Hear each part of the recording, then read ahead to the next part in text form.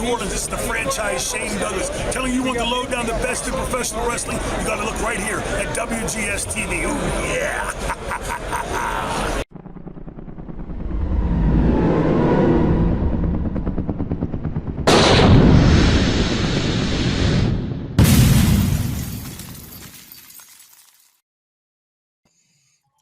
Hello, everyone. Welcome to another installment of WGS-TV right here on YouTube.com/WrestleGamer. I am the WrestleGamer Double B Billy Bujo. This is going to be the NXT review for the week of January 21st, 2015. We would open up the show with William Regal making the announcement to crown a new #1 contender for the NXT Championship, that he would be holding a tournament over the next several weeks to determine that new #1 contender. And well, opening match, it was scheduled to be Sami Zayn and Tye Dillinger. Sami Zayn went out there in a house ablaze and just took it to Tye Dillinger before the matchup even started and started calling out Kevin Owens, which then prompted William Regal to come out, and one thing led to another. And apparently now at TakeOver, which will be February 11th, we will have a matchup between Sami Zayn and Kevin Owens that will be non-title, but next week on NXT, we will have the contract signing, and I'm pretty much expected to be a typical contract signing, especially when it pertains to wrestling in the WWE. And we always know what a typical contract signing is in WWE, whether it be WWE, Raw, SmackDown, or NXT. It's gonna have a fight in it. And considering the parties involved, I wouldn't expect anything less. I even tweeted to Kevin Owens about that, and well, I never got a response, but you know, it still doesn't hurt to even try to tweet at some of these guys. But anyway, the opening match, the first match in round 1 of the tournament, was Finn Balor and Curtis Axel. Now, whatever they're trying to do with Curtis Axel, I am still yet to figure out. I don't think anybody else has figured out what they're trying to do, what direction they're going with Curtis Axel in this gimmick and whatnot, because ever since they had him come back to NXT, what has he done? Lose. So where are they going with him? But regardless of that, it was still a phenomenal match, especially with Finn Balor is concerned. Finn Balor is an amazing talent in NXT, and I only hope it's only a matter of time before we see him on the main roster. The matchup was good. Balor would hit the flying double stomp, which they now have the name of it, calling it the Coup de Gras, on Curtis Axel to pick up the win. And Curtis Axel once again falls victim, and Finn Balor advances in the tournament. And the way they got the bracketing set up, it's going to be very, very interesting to see, you know, all these matches, including one of the first round matches is Bull Dempsey and Baron Corbin. And we saw what happened last week with those guys. I can only imagine what they're going to do when they have the rematch. So it's going to be really interesting to see where they go with it. The NXT Women's Championship on the line. By the way, guys, sorry, but there was no selection for this week's hashtag WCW last night. I just couldn't make up my mind. So I apologize for that. But anyway, it would be Charlotte defending against Sasha Banks, and it quickly devolved into Becky Lynch interfering, causing a disqualification. Then Bayley would come out to make the save because it was a 2-on-1 assault from Banks and Lynch on Charlotte. Then Bayley would be holding the NXT Women's Championship, just staring at it. Charlotte would grab it from her, and then it would anger Bayley to the point where she would hit the Bayley to Bayley suplex, the Bayley to belly suplex, I'm sorry, on Charlotte. And then William Regal would make the announcement that on February 11th at TakeOver, it will be a fatal 4-way for the Women's Championship, Charlotte defending against Sasha Banks, Becky Lynch, and Bayley.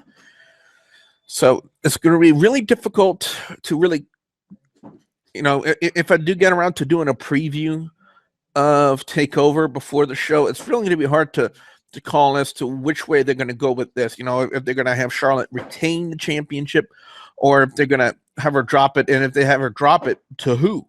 To either, will it be Sasha, Becky, or Bayley. But again, one thing I did say on Facebook and the blogs last night, one of the main reasons why I love NXT is that they actually give their divas time to showcase their talent, unlike some of the main roster divas who shall remain nameless. The Vaudevillians would continue their downward spiral since losing to the Lucha Dragons not once but twice, as they took on Wesley Blake and Buddy Murphy, and a lot of people deemed it an upset. Well, now during the post-match interview, they didn't consider it to, Buddy Murphy and Wesley Blake didn't consider it to be an upset. In fact, they quote challenged the Lucha Dragons, and it ended up being accepted. So it'd be really interesting to see where they go with this. But they had to do something new because, you know, they gave the Lucha. They did 2 title matches with the Lucha Dragons and the Vaudevillains. They can't do it again, so they got to do something else with them. They can't, you know, be repetitive over and over again. So it'd be really interesting to see where they go. And I'll be really surprised to see if they do put Blake and Murphy over on the Lucha Dragons. That would be something really interesting to see. But it was Murphy with a head kick from the outside to English, and Murphy would roll up. Let me check my notes really quick one more time. Yeah, it was Murphy with the head kick on English, and Blake would roll up English to get the win. As I need to learn how to read, I'm sorry about that.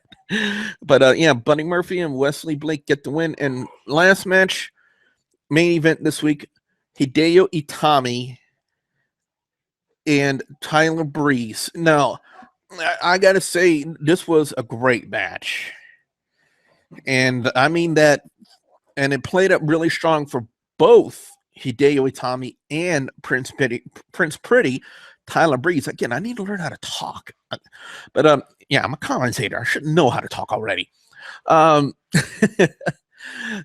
was still a great match. You know, I really enjoyed it. And again, you know, I've said it time in and time out about NXT. It is the saving grace of WWE. Great talent, and especially when it comes to Tyler Breeze and Hideo Itami. Great match. Itami would hit a jumping front kick to the head of Tyler Breeze to pick up the win. But again, I'm going to go on record by saying this: the second that Hideo Itami, and I'm pretty sure XDC 69, you out there, you would agree to this as well. The second that Hideo Itami hits that GTS on anybody in NXT, the crowd will go absolutely insane. The crowd will go bonkers for that. And I look forward to the day. And I can only wonder who's going to be willing to take that spot. You know, who's going to be the one to take the GTS from Hideo Itami in NXT? You know, it's just pure speculation right now as to who they'll have him do it to. But again, it'll be something to see, to say the least. Anyway, my overall score in NXT this week, again, always great to watch NXT. Great product. It's always great to see, especially with all the great talent they have. 4 out of 5. It was that good of a show. Best match of the night, I'm going to definitely go to Hideo Itami and Tyler Breeze. It was an amazing match. It was really great to see. I really don't have a worse match or segment per se, because, like I said, all around, it was a great show. It was a great show. You know, and again, I really look forward to watching NXT each and every week. And so I am really glad that I actually started shelling out the money to pay for the WWE Network. So, again, my overall score is a 4 out of 5. So, that being said, what I want to know from you guys out there, the viewers and subscribers, your thoughts on NXT this week. What are your overall scores? What are your picks for best and worst match or segment of NXT this week? I definitely want to know what you guys out there have to say. Be sure you put your comments in the comments section below. Don't forget to like and favorite this video. Don't forget to follow me on Facebook, facebook.com/WGS-TV. And if you haven't yet, guys, please subscribe to youtube.com/WrestleGamer. So with that being said, I'm the Wrestle Gamer, Double B Blue Boudreaux, saying thank you very much for watching.